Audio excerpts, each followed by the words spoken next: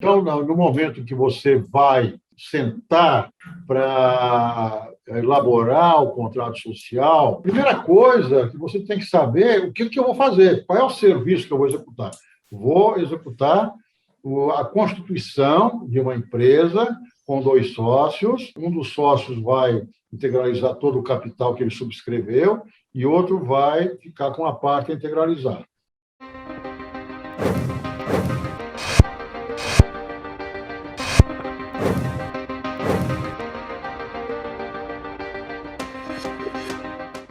Boa noite, contadores e contadoras. Eu sou o Breno Negreiros. Estou hoje reunido mais uma noite aqui, mais uma vez, com meu pai, para a gente falar sobre atos societários, especificamente sobre constituição de empresa com 2 sócios, sendo um deles com capital a integralizar. Então, a gente sempre coloca para o pessoal que está assistindo a gente, se vocês já tiveram algum tipo de problema no sentido de perder cliente ou na iminência de perder cliente, em função de algum erro nesse tipo de serviço, tá?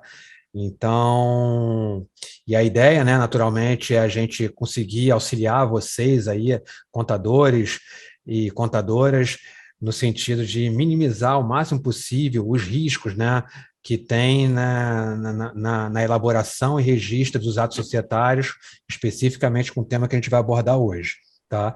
Então, coloco aí a palavra para o meu pai, Irapuã, a respeito do tema que a gente vai tratar hoje. Olá, pessoal, contadores e contadoras. Eu sou Irapuã Negreiros, empresário contábil. Estamos aqui, eu e meu filho, para a gente falar sobre atos societários, continuar as nossas palestras, né, sobre atos societários. E, como o Breno falou, vamos falar hoje sobre constituição de uma sociedade limitada com 2 sócios, sendo um sócio com capital a integralizar. Bom, para a gente começar aqui, você consegue elencar para a gente aí, na verdade, vamos começar do início, né? Como é que foi a sua jornada lá no início, quando a gente começou a trabalhar com os atos societários, e como é que foi a sua jornada, o que você pode citar a respeito disso? Olha, a minha jornada começou há bastante tempo, né? Eu tenho 50 anos de profissão, 50 anos ininterruptos de atividades, mas vamos trazer isso para uns 25 anos atrás, quando a gente começou a Bahia Sul Assessoria Contábil Limitada, né? E naquela época havia a burocracia das repartições públicas eram, evidentemente, muito maiores que hoje. Hoje já melhorou bastante, mas ainda temos, né? E naquela época, então, no afã de acelerar o processo dos atos societários, contratos sociais, alterações contratuais, a gente andou se descuidando, digamos assim, em alguns cuidados especiais de que tem que se ter antes de começar a fazer o serviço propriamente dito. Então, quais seriam os pontos principais? Quais seriam os erros que a gente cometia e que muita gente comete hoje ainda, né? Primeiro, não solicitar ao cliente os documentos e informações necessárias para o ato societário,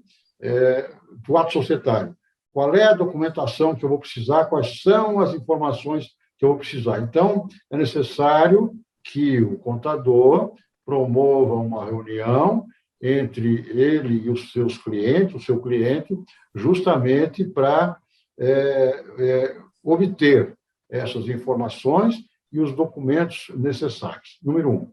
Número 2, não informar ao cliente com uma certa folga o prazo que vai ser, o tempo que vai ser necessário para se registrar aquele ato, aquele contrato social na junta comercial.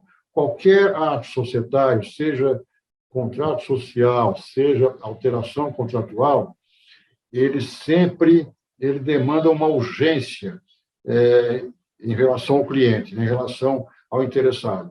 O cliente sempre vai precisar desse ato registrado para comprovar, seja no banco, seja em repartição pública, seja perante fornecedores, enfim. Então, é importante que o contador, se ele prevê, por exemplo, que vai demorar 5 dias para registrar o ato, avisa para o seu cliente, olha, vamos ter esse contrato registrado aproximadamente em 10 dias. Dê uma folga porque o cliente vai te cobrar. Se você disser 5 dias, no 5º dia ele está te cobrando. Então, é melhor, né? Isso aí são estratégias, né? São maneiras de a gente executar o nosso trabalho e se ver livre da pressão, do estresse que isso causa, né? E o outro ponto importantíssimo que eu acho, e que a gente hoje em dia, a gente observa isso e cumpre isso, é dar feedback para o cliente de tudo o que acontece na tramitação do processo. Então, nesse caso específico aí, a constituição de uma empresa, o contrato social. Ele fez lá todos os procedimentos, entregou as informações, entregou os documentos, a gente preparou o documento. Quando vai dar entrada na junta comercial, avisa para o cliente, olha, protocolei o documento hoje.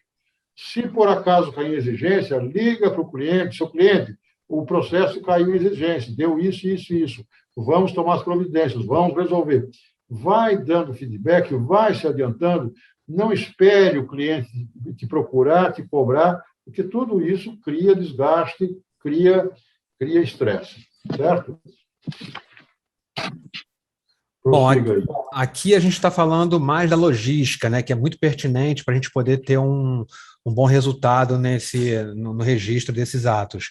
Vamos falar um pouco mais da parte técnica, né? Então, falar um pouquinho para explicar um pouco o que significa esse capital integralizar, né? E dar um pouquinho de continuidade. Perfeito. Então, no momento que você vai sentar, né, para elaborar o contrato social, a primeira coisa que você tem que saber é o que eu vou fazer. Qual é o serviço que eu vou executar? Vou executar a constituição de uma empresa com 2 sócios. Um dos sócios vai integralizar todo o capital que ele subscreveu e outro vai ficar com a parte a integralizar. Então, primeiramente, o que é esse a integralizar? Significa que ele não vai colocar todo o dinheiro que ele se comprometeu. Ele subscreveu, ele se comprometeu a aportar, hipoteticamente, R$25 mil, mas ele não tem esse dinheiro todo. Então, ele vai aportar só R$10 mil e vai ficar devendo à empresa. Isso é o significado de capital integralizar, é aquela parte que eu me comprometi em aportar e não aporto nesse momento. Vou aportar daqui a 6 meses, daqui a 1 ano, aquilo que ficar estabelecido no contrato social. Eu acho que é bacana a gente frisar também que pode ser integralizado o capital não somente com dinheiro em espécie, com depósito em conta corrente, como também com outros tipos de bens, móveis e imóveis, né? Perfeitamente. Tanto em dinheiro como em bens imóveis, qualquer bem sujeito a uma variação. Então, eu tenho um terreno. Esse terreno ele está avaliado em R$10 mil, em R$15 mil, em R$100 mil. Ele pode ser qualquer bem que possa ser avaliado, seja bem móvel, seja bem imóvel.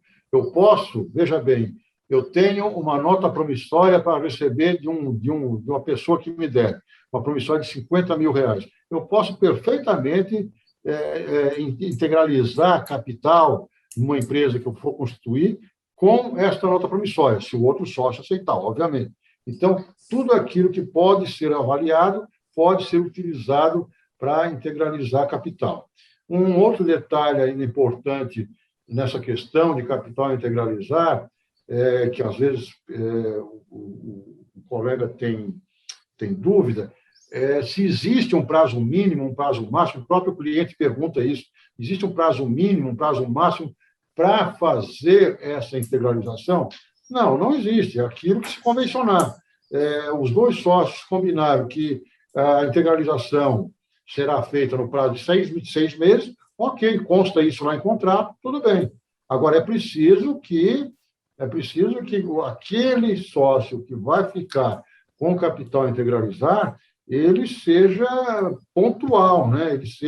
Ele se comprometa a integralizar no prazo de 6 meses e, efetivamente, no prazo de 6 meses, ele integralize. Caso contrário, ele se torne inadimplente e ele poderá, então, ser excluído da sociedade, poderá ter a sua participação reduzida e tudo mais.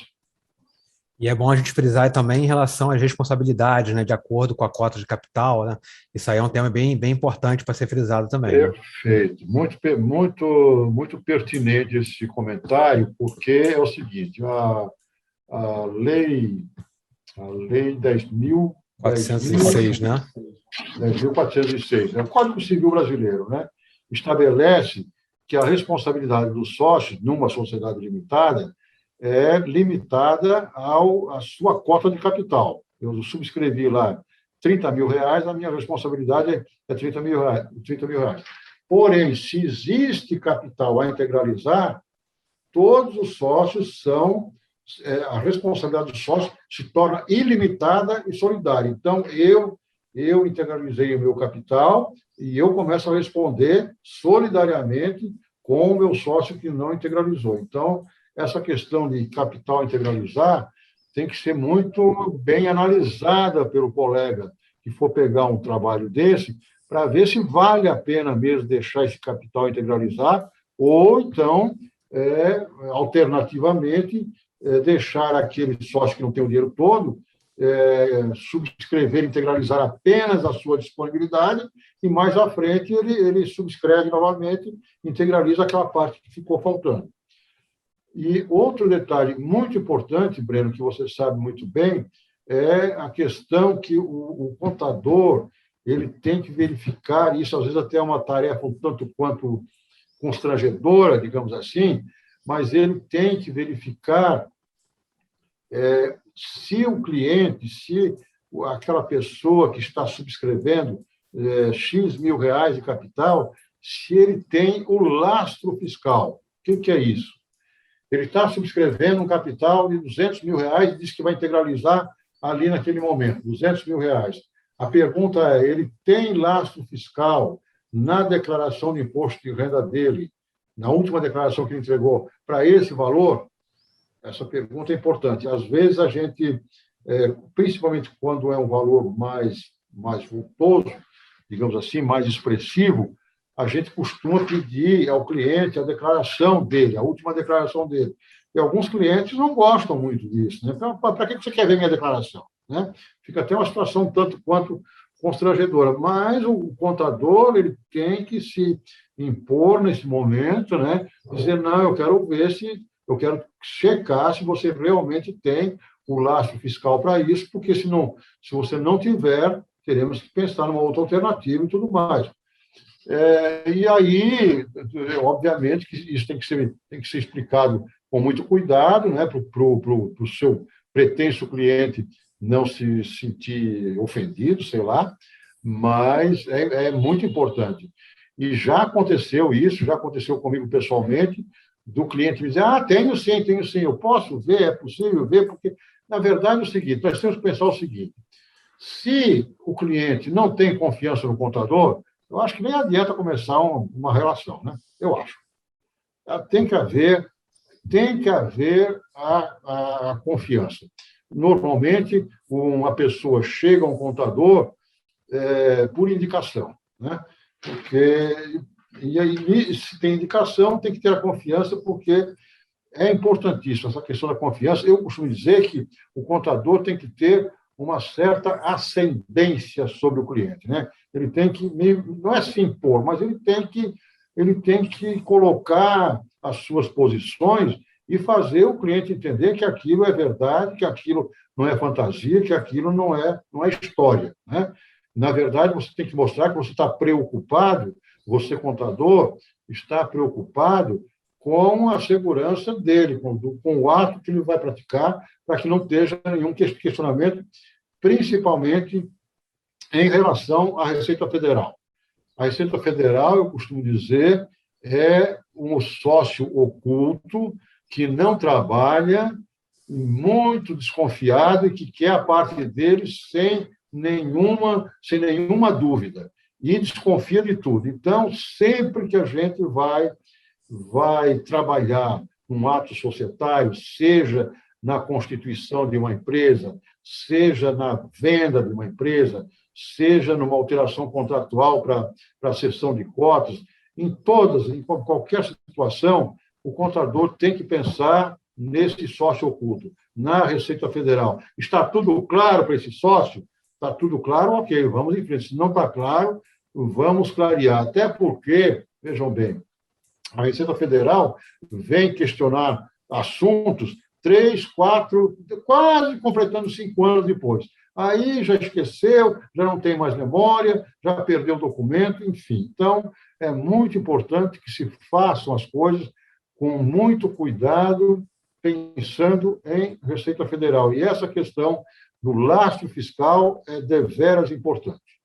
É um ponto que cabe ser comentado também, né? Eu estou mais inserido dentro do setor contábil, né? Então, um fato muito recorrente quando a gente está fazendo a escrituração contábil é quando a gente vê um ato societário que diz que o valor de R$200 mil, hipoteticamente, vai ser integralizado em moeda corrente, como moeda corrente do Brasil, moeda corrente nacional, né? E muitas vezes esse ato é feito lá e a empresa nem tem, naturalmente, né, a conta corrente, e o depósito em conta corrente também não ocorre, né? E aí, muitas das vezes, o contador se vê obrigado a fazer um lançamento contábil, né, ingressando com o valor desse capital, que às vezes é um valor expressivo, na maioria das vezes é um valor expressivo, de R$200 mil, com dinheiro em caixa, né? E é isso daí, a gente está colidindo com uma regra do COAF, né, que ele aborda, né, essa questão de quando transita dinheiro em caixa em volumes superiores a R$50 mil, né? Isso daí é muito importante ser abordado, né? R$30 mil, velho. 30 mil reais, né? 30 mil. 30 mil reais. E hoje eu li uma notícia que esse valor vai cair para R$10 mil. Então, e aí o contador se vê obrigado a fazer, né, uma declaração, né, expor para o COAF, né, que está fazendo esse tipo de operação e que, naturalmente, ninguém quer fazer esse tipo de operação, né? Exatamente. Agora, veja só, isso a gente vê todos os dias a gente vê isso. O capital social da empresa é de R$200 mil, dividido em 200 mil cotas, o valor nominal de R$1 cada uma, subscritas e integralizadas neste ato em moeda corrente do país, conforme abaixo. Sócio tal tanto, sócio tal tanto. Desculpe, mas isso está totalmente errado. Isso é fictício, isso é heresia. Não existe isso. Então, o sujeito vai chegar com R$100 mil, vai botar em cima da mesa e vai botar onde esse dinheiro, né? Exatamente. O que é isso aí? É prato feito para a COAF, para a Receita Federal. O que é o correto? Principalmente quando se trata de capital superior a R$30 mil, o que nós estamos praticando atualmente na nossa empresa. O capital social é de R$50 mil, dividido em 50 mil cotas, do valor nominal de R$1 cada um, hipoteticamente, cuja integralização será feita em moeda corrente do país, através de transferência bancária das contas dos sócios para a conta da empresa, assim que esta estiver formalizada. Ponto. Então, quer dizer, ficou um capital a integralizar? Ficou. Eu citei atrás as implicações de capital a integralizar, mas isso aí é questão de 10, 15 dias no máximo. É registrar o contrato social na junta comercial, a hora que sair da junta, ir correndo no banco, abrir a conta bancária e o depósito inicial vai ser exatamente o valor do capital social, o valor do capital subscrito por cada sócio. Então, a gente pode até chegar a uma conclusão que esse ato com capital integralizar deveria ser um item meio que sine qua non para qualquer tipo de empresa que ela venha a ser constituída, né? Atualmente, sim. Embora isso nem conste no Código Civil, mas em função das implicações, né, com Receita Federal, com COAD, eu acredito que o correto seja esse, porque se você não faz assim, você está criando, na verdade, primeiro, vai criar um caixa lá fictício. Né?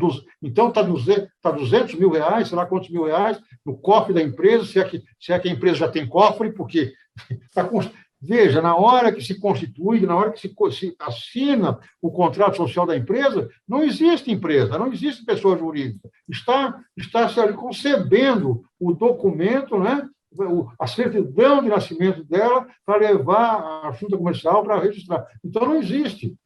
Então, o correto, no meu ponto de vista, é isso, é dizer que o capital será integralizado tão logo a empresa tem o seu ato constitutivo registrado na junta comercial e tão logo ela tem a conta bancária. Agora, é preciso também que tanto o cliente, né, como o próprio contador, né, porque o contador vai acompanhar, a hora que o contrato social sair da junta comercial, ligar para o cliente, seu cliente, a sua empresa está registrada, o contrato social está registrado na junta comercial, está aqui uma via, uma cópia, eu vou mandar para você, e você, por favor, amanhã vai ao banco abrir a conta bancária para integralizar o capital. Exatamente. Então, olha a importância do contador nessas coisas, porque, às vezes, nós, contadores, reclamamos que o nosso cliente não atende a gente, não faz tudo errado, mas é importante também, vamos aqui dar a mão à palmatória, que nós precisamos conversar com o cliente, nós precisamos instruir o cliente o que ele precisa fazer, nós precisamos monitorar o cliente e nós precisamos apontar, então, notificar quando ele não atende às nossas instruções. Exatamente. Eu gostaria de comentar, né, que a gente está inserido aqui em Porto Seguro, na Bahia, né? Então a gente a gente está numa região que tem muito investimento estrangeiro e a gente tem na nossa carteira de cliente alguns clientes estrangeiros. Então, quando tem esse tipo de operação que o cliente vai trazer dinheiro de fora do Brasil, de uma conta pessoal dele, para dentro da empresa, esse ato com o capital a integralizar, ele é utilizado em todas, né? Eu posso dizer 100% em todas as empresas que vai trazer dinheiro de fora do Brasil, né? Porque você deixa ali o capital a integralizar, o dinheiro, quando ele vem devidamente legalizado ali pelo Banco Central, passando pelo sistema do Sisbacen, né? E depois, quando o valor já é integralizado, a gente indica para o cliente, inclusive, fazer mais um ato, uma primeira alteração contratual, segunda que seja, confirmando o valor dessa integralização para fazer ainda mais essa amarração que a gente está fazendo aí a nível de Receita Federal e, no caso aí, até Polícia Federal, quando a pessoa tem que tirar a vice-permanência também, né? Isso daí tudo. Perfeito.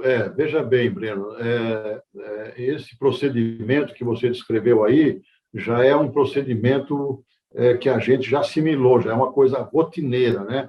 Isso em relação quando se trata de capital estrangeiro, porque aí realmente fica integralizado. E eu entendo que com relação ao capital nacional, quando é integralizado e quando é descrito no contrato social, conforme eu citei há pouco, que o capital será integralizado, né, quando da abertura da conta bancária, isso também vai implicar em uma alteração contratual rapidinho para confirmar a integralização do capital social. E aí veja, isso aí é motivo, né, para uma alteração contratual e, em havendo uma alteração contratual, é a receita extra que vai entrar para a gente. Exatamente. Bom, eu acho que a gente conseguiu abordar, né, vários temas, vários subtemas dentro desse tema aí de constituição de empresa com capital integralizar. Você acha que ficou alguma coisa que cabe a gente ser comentado? Eu acrescentaria o seguinte, Breno. Você vê, o nosso exemplo de hoje é a constituição de uma empresa com um capital integralizado, de um sócio, e você veja, isso pode ser um capital de R$30 mil, de R$50 mil ou de R$500 mil. As implicações, os cuidados que o colega, o contador tem que tomar são os mesmos, qualquer que seja o valor. Obviamente que quanto maior é o valor do capital social, maior é a responsabilidade do contador que está fazendo isso e também do próprio cliente, né? Em primeiro lugar o cliente, mas depois vem para o contador. E, na medida em que o contador, ele não é que se impõe, mas na medida em que ele consegue fazer o cliente entender da necessidade de cumprir essas formalidades, de checar esses pressupostos, né? A questão do lastro fiscal e tudo mais, na medida em que você consegue convencer o cliente com relação a esses detalhes todos, o que vai acontecer? Você vai ganhar a confiança do cliente, você vai ter uma reputação profissional, isso vai te permitir você cobrar melhores honorários, não só do ato societário em si, que você está elaborando, como na própria mensalidade. Eu acho que essa questão, os serviços de ato societário, ele além de ser, né, uma fonte de renda extra, que vai alavancar o faturamento do escritório do contador, ele vai contribuir enormemente para o contador ter a sua reputação profissional ampliada no meio e outros benefícios. Bom, eu acho que é isso, né, pai? A gente conseguiu trazer esse tema aí de uma forma bem abrangente e a gente coloca aí para o pessoal que está assistindo a gente, né? Se o pessoal ainda tiver alguma dúvida dentro do tema, vocês podem deixar aqui nos comentários, que a gente vai ler todos ali e tentar passar esse feedback para vocês.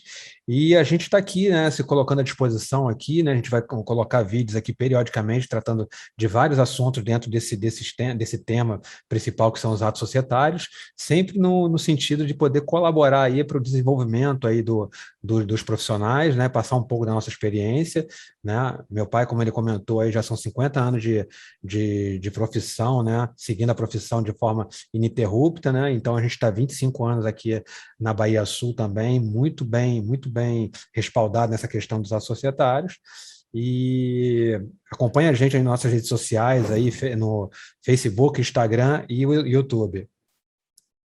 Na próxima semana estaremos aqui com um novo caso, um novo tema para dissecar. Uma boa noite para todos. Boa noite, um abraço.